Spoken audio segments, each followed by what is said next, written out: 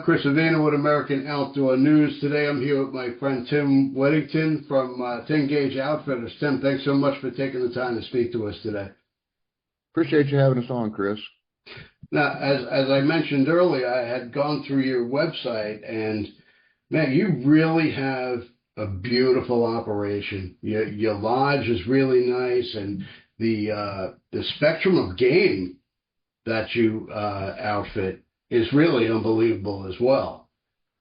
How did you get into outfitting? Well, that's a funny story, Chris. It really is. You know, the only way to explain it is this is where God put me because there was no plan for this. I mean, if you would have asked me 30 years ago, hey, are you going to have an outfitting business? I'd have told you you're nuts, because I never really thought about it much.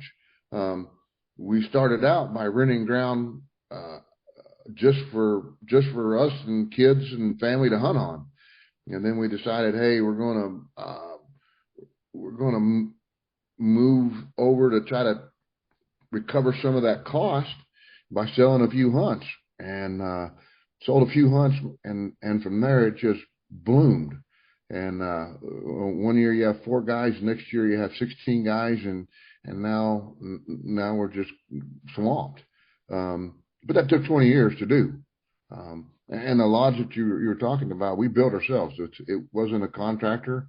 I designed it with my wife, and we built everything in there. The lodge, the furniture, the beds, you name it. We designed it all and built it all, with the outfitting business in mind.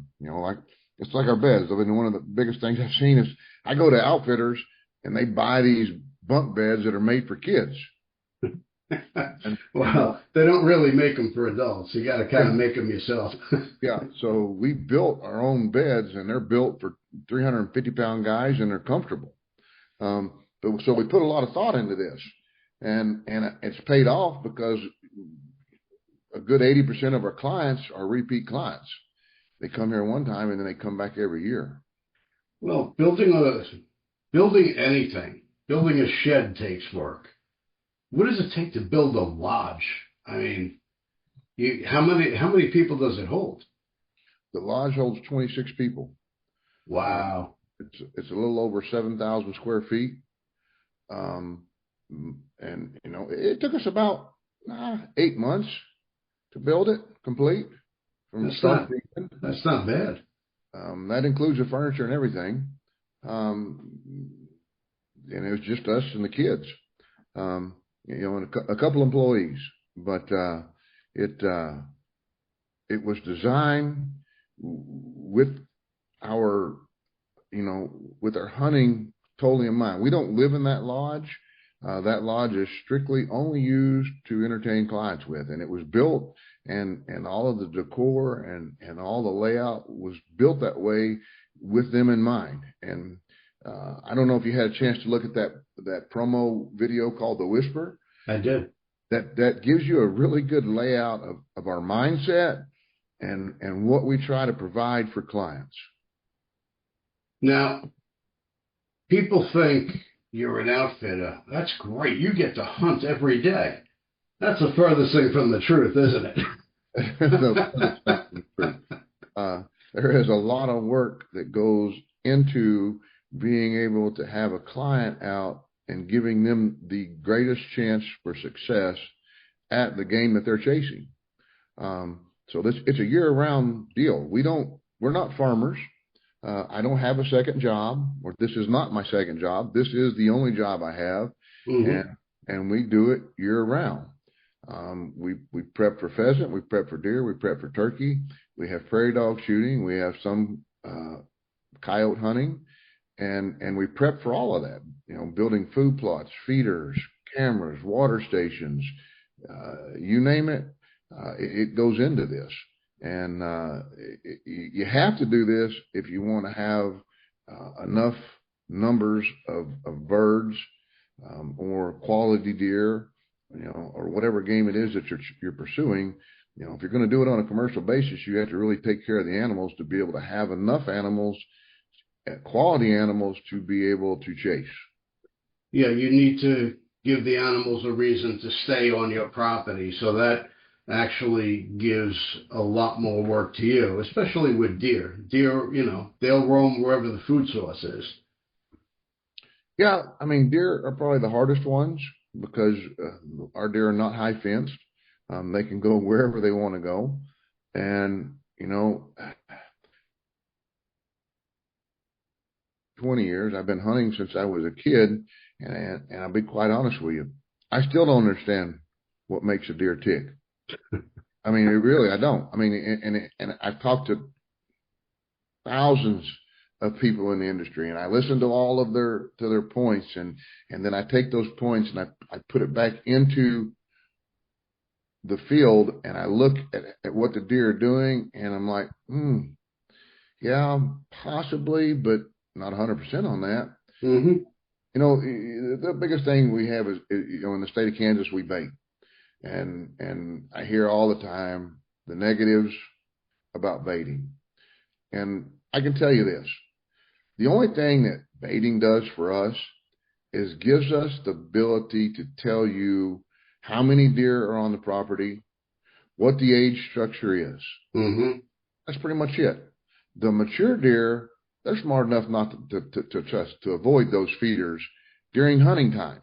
Why that is, I don't know. I don't know. They have a biological clock that tells them, hey, hunting season's coming around. I'm not sure how that goes, but you can watch them on camera. They'll frequent that feeder or the water stations during the daylight hours when it's not hunting season. But as soon as cool weather starts coming, they start pushing that back farther and farther. How they know that, I'm not sure.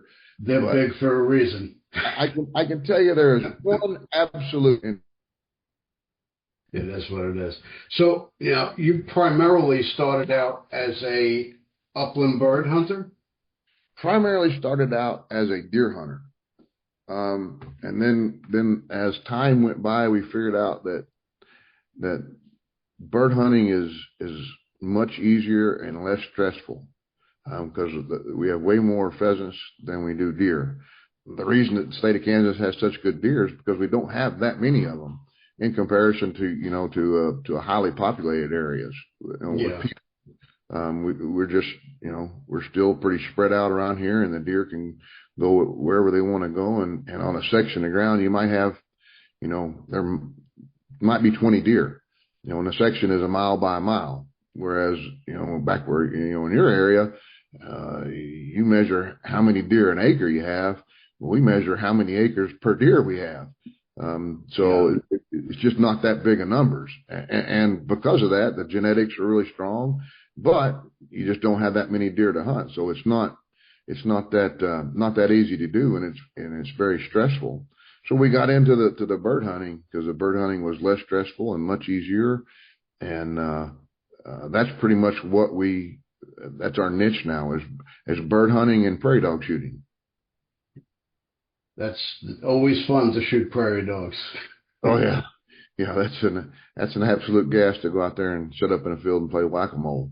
And that's exactly what it is. Now, I have to say, you are really in a thankless business. Somebody fills their tag, they're supposed to because they're with an outfitter. They don't fill their tag, oh, this place sucks. How do you balance that? Well, the thing that we always try to tell clients is that you're purchasing a service, and that service is to provide you with excellent lodging, excellent meals, and a place that has a very high potential for the game that you're chasing. Mm-hmm. And from that point, it's all about the experience. And we try to get them not to look at it as it's only based on success, because it shouldn't be. It should be based on all of the factors involved in it. Because when it comes down to hunting, Chris, Mother Nature controls that. I mean, it can be the best hunting spot in the world, but if the temperature's wrong or the wind is wrong or the weather is wrong, that really messes it up. So that's out of our control. So we try to control all the things that we can control And then the ones that we don't control, we just explain, hey, these things are out of our control, but they really shouldn't make what your hunt is about. Yeah, there is that misconception, and it's hunting. If you wanted a guarantee, you go to a high fence operation. Exactly, and that's the only way you're going to do it. And you know, and there's nothing wrong with that either. I mean, that there's No. a place for that also, and I understand that. But yeah, the experience is what has to be the memory, not holding the animal that you were chasing. Well, to me, that's a big part of hunting. It's not just filling your tag. It's the camp, the people you're with, the experience you're sharing, the relationships you build. It's all a big part of the outdoors and the hunting industry. It's, people who don't understand it, they say, oh, you're just killers. It's the furthest thing from the truth. Yeah, I mean that's the hardest point to get across to people is we study our animals, and you know, I understand that my animal is the commodity in my business. This is how I make money, and if I don't take care of that, I'm not going to make money. So I have to go 10 miles farther than most person does in the conservation of the game to make sure that we have the numbers to hunt that can make us money. You know, a lot of people don't understand how to go to a really good outfitter. It takes that money, the money that outfitter spends is enormous. Mm-hmm. And people don't realize that. People always ask me, how do you know which outfitter to pick? And I generally tell people most of the time you get what you pay for. And the best way to look at it is look at the amenities and the money that person spends on their operation. And then you're going to figure out, you know, are they putting money into the business or are they just trying to get as many people in there as they can? And that's the best way to look at it. Sure, sure. Yeah, they don't look at the off season. They just look at what it's going to cost them to go and hunt. But in the off season, you're investing a lot of time, a lot of money, cultivating the property, investing in the conservation, giving the animals a reason to stay on your property and maintain a presence. Without that, you just have a plot of land. Exactly. So what can somebody expect when they come to 10 Gauge Outfitters? Well, what they're going to be treated to is we're going to cater to making this a hunt of a lifetime for them. That's our motto. And we're going to bring them in. We're going to make sure that all of the things that we control are done to the utmost. That means the place is clean, the room is prepped for you, the bathroom is ready for you, the food, the drinks, everything is top notch. And then when we tell you that we're going to head out at 8 o'clock in the morning, we're going to head out at 8 o'clock in the morning. If we tell you we're going to pick up at 8 o'clock at night on a deer hunt or 7:30, whatever it is, then that's the time we're going to do it. So the things that we control, we take care of. And when you do that, people look at that and say, wow, this guy is really doing what he says he does. And then the rest of it just falls into place, because if I'm willing to do all that, then I am willing to do all the prep work too to try to make it as successful as possible for you. And you're going to get to see whatever game you're chasing, whether you get to harvest it or not. That's a tough one to, you never know. Yeah. There's so many things in that. You got to give your best effort. You got to take control of the hunt. You can't let the client guide the guide. It's never going to work. It's your property. Nobody knows it better than you. That's the greatest point to hit on right there. I always tell people, because you have it. You have guys come in and say, hey, I want to hunt here, or I want to do this, or I want to do that. And I always tell them, I said, okay, I want you to look at this analogy. I just hired a fishing charter, and I show up at the dock, and I got all my tackle and all my maps, and I tell the fishing captain, the boat captain, hey, I want to go here, and I want to fish with this bait. I want to use this rod. And he looks at me and he goes, well, what'd you hire me for? And it's exactly that. You know, if you're going to show up with all your own tackle and all your own maps, and this is where we want to go, then there was no need in hiring that fishing guide. And it works the same way at a hunting guide. You know, Yep. you're paying me to have all the knowledge to know where those animals are, what time to hunt them, when to go. And it's all about that. And that's what we try to make sure that we can ensure, is that we know what our game are going to do in an environment that they're in. And when the weather changes, that changes it a little bit, but we still have a good idea. Sure. So, what is your favorite season? You guide pheasant, dove, quail, deer, turkey. What do you prefer? Personally, to hunt, I prefer to chase turkeys. That's my bag. I mean, I love it. I still do it. I don't really big game hunt much anymore. I go on a few hunts every once in a while, but turkey hunting is still one of those things that kind of trips my trigger. As far as what I still enjoy watching hunting, I like bird hunting because I like to watch the dogs work. I like to watch them work. I like to watch the clients, watch the dogs become part of that, start understanding it, and it's just a fun thing to watch. Now, I'm going to put you on the spot here. All right. I've guided, and there's always a story. What was the most fucked up client you've ever dealt with? Oh. Well, the first thing that you can tell is when you walk in the morning at 5 a.m.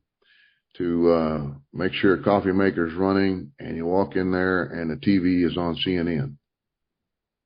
CNN. CNN. You know you got a problem. That's the first red flag. Then that person right there watching CNN, you're going to have a problem. And I know people don't believe it or don't understand it, but I can tell you, it seems every time that there is a problem arises in camp, whether it be a dog getting shot, yep, or somebody wanting to take over a hunt and not pay attention to guides, it seems to always start out that I walk in there in the morning and they got CNN on watching that stuff in the morning. And, I hate to be like that, but I'm just telling you how it is. Am I conservative? Absolutely. I mean, I wouldn't be in this business if I wasn't. Yep. And I don't mind having debates with the other side. I enjoy it. It's fun when someone will actually have a debate with you and you go over your views and their views and you either come to an agreement or you come to an agreement not to agree. But it always seems that that's how the hunt starts out, is that, okay, and then it always leads into other problems. We've had dogs shot after going over, and generally it's a quail hunt when the dogs get shot, but there's really no sense in shooting a dog. You just have to pay attention to what's in your backdrop. And of course, then they don't want to take responsibility. They'll try to deny it. Well, then you bring the dog over there and the dog's got shot in it. And how do you deny this? You're the one that pulled the trigger. Yep. So, I'm not going to get into some of the worst things, but I can promise you this. It seems like it always starts out with CNN on the TV in the morning. I don't disagree. So here's a story for you. I was guiding in Pennsylvania, and my friend who's guiding had this client who would go into the woods with just a whole bunch of unnecessary gear. So the guy asked him, "Can you help me carry my gear in?" So he's carrying some of his stuff. He has his bucket. They get into the stand. He's like, "What's the bucket for?" Said, "Oh, that's my shit bucket."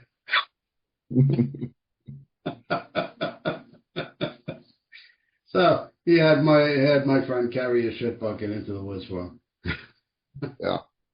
Well, hey, I guess somebody told him that was the best way to go. I mean, uh, me and you both know that big bear craps in the woods.